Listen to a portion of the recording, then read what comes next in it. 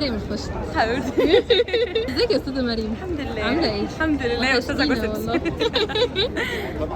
مريم كلميني عن الاوتفيت بتاعك. اوتفيت طبعا الفستان بسنت بدران، والجولري مارك رياض، شعري سمير بيشو، مكياج آية عبد الحميد، وستايلد باي غادة بهاء. طيب النهارده اخر يوم في المهرجان، يوم توزيع الجوائز. صح. احنا بقى نديكي شويه تايتلز كده وتوزعيهم ايه على اصحابك. اول جايزه احمد سعد الاكتر حد بيقلش طول الوقت.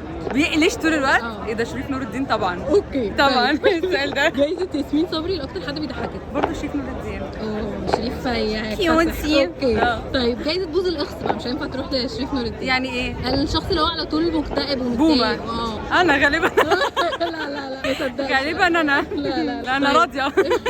جايزه اكتر حد كاريزماتيك هتديها لمين؟ هدى المفتي. اخر جايزه بقى جايزه ليكي انت تديها لنفسك، هتبقى جايزه ايه؟ انا ممكن اديكي جايزه اديني الحلاوة، انتي، انا مش الأناقة، عارفة. الشياكه يبقى بس. كده يعني ممكن بس اديكي بقى. الجايزه دي.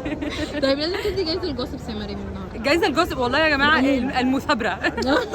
المثابره والاصرار والتواجد والبتاع هو ده. تحفه. ثانك يو. ثانك يو مريم. باي.